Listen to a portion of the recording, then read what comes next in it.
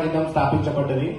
చిరంజీవి అనే వ్యక్తి 20 సంవత్సరాల కళ సిద్దిపేటలో విపంచి కొబ్బరికాయ కొట్టినప్పటి నుంచి ఈ స్టేజ్ మీద ఆయన టాలెంట్, ఆయన కథ, ఆయన దర్శకత్వం, ఆయనకున్న విజన్, ఆయనకున్న ప్రతిదీ ఈ ప్రదర్శించాలని ఆయనకు ఒక కోరిక.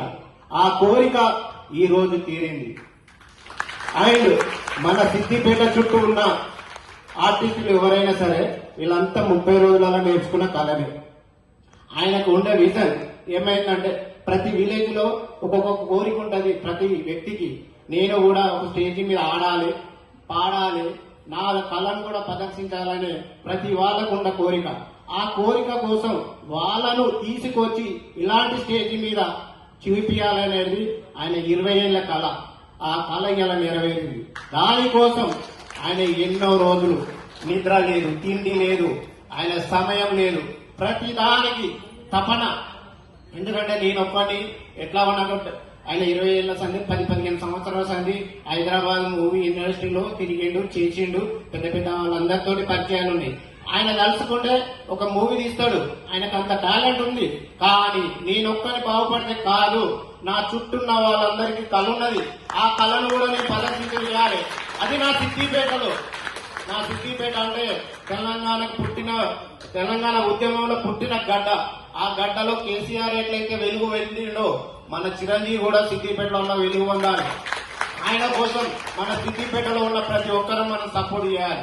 చేస్తేనే ఇలాంటి ఒక్కొక్క అమ్మ చూడు వాళ్ళకి దాదాపు 50 నుంచి 60 సంవత్సరాలు ఉన్నాయి. ఇక్కడ కూడా కొంతమందికి 50 సంవత్సరాలు ఉన్నాయి. మన చిన్న పిల్లలు ఉన్నారు, వాళ్ళ కోరికలు ఉన్నాయి. ఆ కోరికలు ఎక్కడ తీయాలి, వాళ్ళ కళను ఎక్కడ ప్రదర్శించాలి, వాళ్ళని ఎక్కడ చూపించాలి, ఆ కళ అనేది వాళ్ళకి తెలియదు.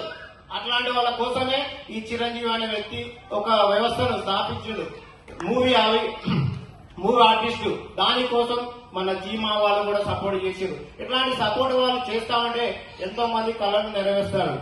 ఈ 30 రోజుల కళ కూడా వీళ్ళందరికీ రోజు మార్నింగ్ పూట యోగా, మధ్యాహ్నం దాకా క్లాసులు, తర్వాత ఈవినింగ్ డాన్స్, అలా అన్ని కళలు ప్రదర్శించబడితే ఈ రోజు ఈ కళ మీద ఇంత సక్సెస్ఫుల్ గా, ఇంత గ్రాండ్ గా వాళ్ళు చేసిరంటే దానికి కారణం అదే వాళ్ళకున్న కోరిక.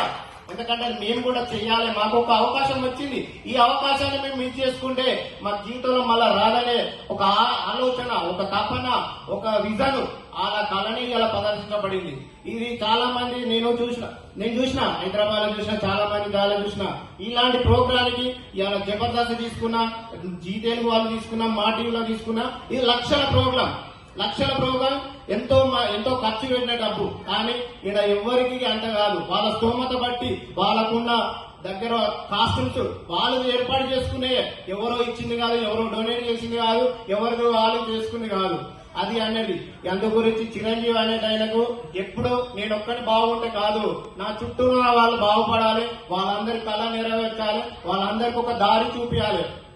అందు గురించి ఈ స్టేజ్ మీద ఇది ఓపెన్ అయినప్పటి నుంచి చిరంజీవి గారికి చాలా కోరిక ఉండే, ఈ స్టేజ్ మీద ఖచ్చితంగా ఈ ప్రోగ్రామ్ చేయాలి. ఆ ప్రోగ్రామ్ ని నా సిద్దిపేట గడ్డ మీద, నేను పుట్టిన నేల మీద, నా ఊరోళ్ళు, నా చుట్టూన్నోళ్ళు, నా కళను, నా టాలెంట్ ను ఎంతమంది చూపించినా నేర్పించుకోవడానికి ఇలా అవకాశం ఉంటుందని ఎన్నో సంవత్సరాలు ప్రతి వ్యక్తి దగ్గర తిరిగిండు, ప్రతి వాళ్ళ దగ్గర వేయండి, ప్రతి అధికారి దగ్గర వేయండి, కలెక్టర్ గాని, మున్సిపల్ అధికారి గాని, మున్సిపల్ చైర్మన్ గాని, ఎమ్మెల్యే గాని, మినిస్టర్ గాని, ఎవరి దగ్గర అయినా సరే ఆ టైం రాలేదు.